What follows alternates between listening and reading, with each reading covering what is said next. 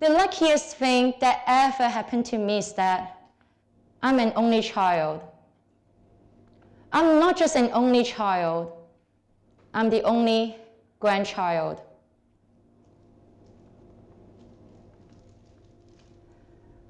I come from the oldest and largest lineage family in Hong Kong, but my version of Hong Kong is quite different from yours.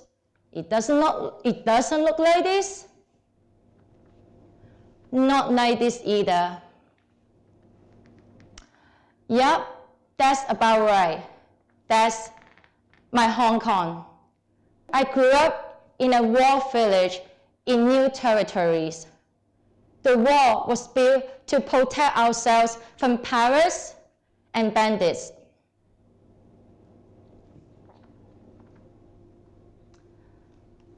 A 1,000 years ago, my ancestors settled down in the northern part of Hong Kong before any urban arrivals, even before the British colonial takeover in 1841.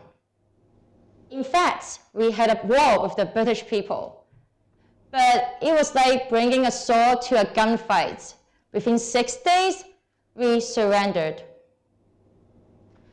However, because of this war, we managed to retain our traditional laws and customs regarding land usage, land inheritance, and marriage. In Hong Kong, we have different names. People refer us to Wai Chun Yan, villagers, Wai Tao Yan, White people, Bun Dei Yan, Punti people, and we are known as the largest landholders of new territories. Till today, we still have our own set of rules, mainly benefiting from what's called the small house policy that allows one male villager to build one house for less than 1/10 the price of a regular home. Now, you may have guessed why I'm lucky to be the only grandchild. Since I was young, I was constantly reminded that I would always be less than a boy. I saw how in my village, only men could be in charge. When a boy is born, the whole village celebrates by roasting a suckling pig. Every Chinese New Year, lantern lighting ceremonies are held as a registration of the newborn male children on the family genealogy.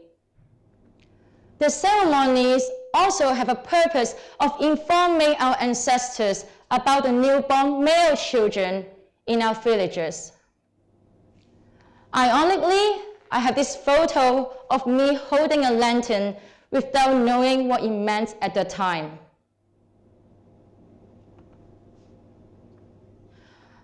To my lineage, having a daughter is not something to celebrate. We are told that we are born with one job: to marry and to bear children. In the past, women weren't even allowed in our ancestral hall, a place for studying, worshipping ancestors, and discussing important village matters. We are told that we won't be remembered in our family history, as we will only become an asset to another family one day. We are told that academic success is for sons, not for daughters. Sounds familiar, right? If you have watched Bridgerton. This is my grandma, Newcomb Land. She was forced into an arranged marriage at a young age and never had an opportunity to go to school. According to the logic of a lineage family, because males will bear our surname, ancestral land should only go to the boys. As women, we do not share profits from communal lands or votes in village election. We were even barred from inheriting our own assets until 1994.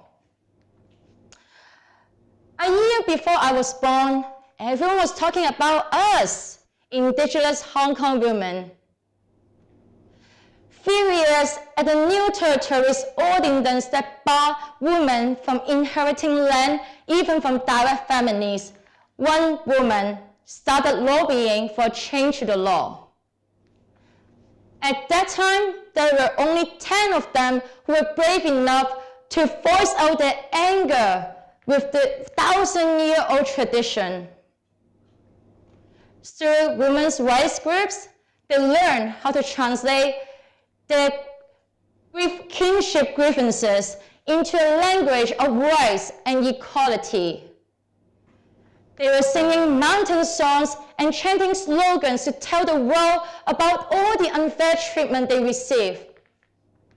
Later, things escalated as a female lawmaker decided to take up the cause and submitted an amendment to the discriminatory policy.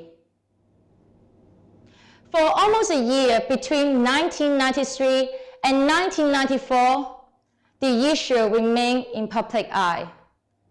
Rallies were held, anti-discrimination demonstrators were insulted and attacked by angry villagers, who even threatened to rape the female lawmaker if she dared set foot in new territories. Despite it all, women won the fight and ended male-only succession.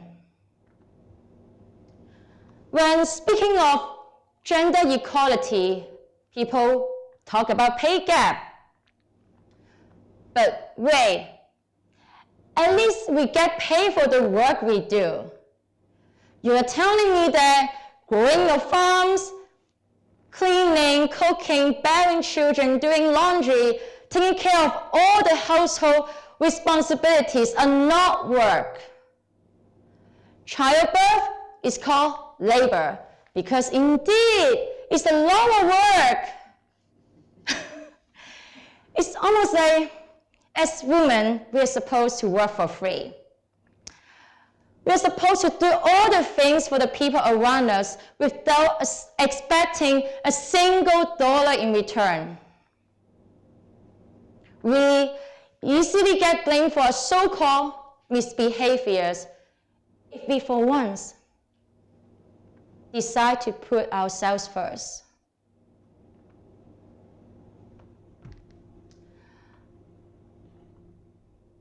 To my lineage, I don't actually belong there because I've only been married to another family. But to the future family I'm going to marry into, will I be truly part of you? Are you sure that you love me the same way you will love my children? I myself am supposed to be the asset. My birth-giving capability is the asset. Fair skin to show my good health, wide hips to show good potential of natural childbirth. Look at me. You probably can get a good trait out of me. Maybe that's why I'm not supposed to own any assets. How can an asset own assets, right? There's so many moments in my life I told myself I could have stayed there. I could live a comfortable life by now, happily married with children. The reason why I'm here is because of all the choices I made or insist on making.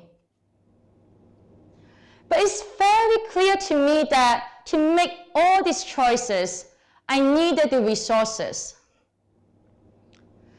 Studying for a master's degree at the LSE costs at least £65,000 a year, including living costs. I would have never been able to financially support myself if I don't own anything. Without inheritance, I would have never been able to get a better education. Without the financial freedom, I would have never been able to pursue my passion so freely. The reason why I'm here is because of the woman before me. Gender equality is not only about the pay gap. Before we get paid, we need resources to invest in ourselves. Tell me, if I were a woman born into a patriarchal family that wouldn't pass me a single dollar as inheritance, what choices would I have been left with?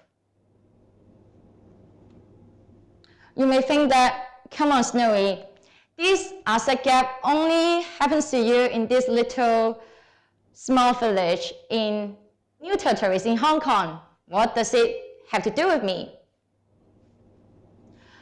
According to the Food and Agriculture Organization of the United Nations, women account for less than 15% of all landholders. Although 1 in 2 farmers are women, see? Looks like we work for free. And women account for only 21% of all house owners, according to the Social Institutions and Gender Index report. And in the UK, women will need 12.2 times their annual salary to buy a home, whereas men only need 10 times. And in London, it takes a woman 5.3 years longer than a man to buy a property. So, what do I want here? I want you to remember us when our family property wouldn't. I want you to be comfortable to talk about money with women. If you have a daughter, don't just talk to her about her nails, her clothes, or potential husband candidates.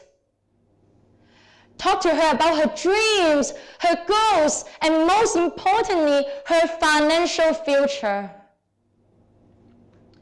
If you're a woman, remember, if you want something, you have to ask for it. And there's nothing wrong with asking for it.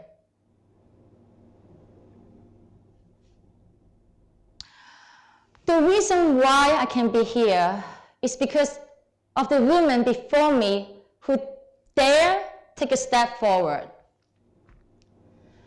And there will be women after me who will remember this moment. I'm standing here as a last of line woman who grew up in a little small village on the other side of the world. I'm standing here on behalf of 24 generations of women before me who never had a single opportunity that I've had, who couldn't choose their fates. I'm standing here on their behalf to tell you that as women, we hold power. Thank you.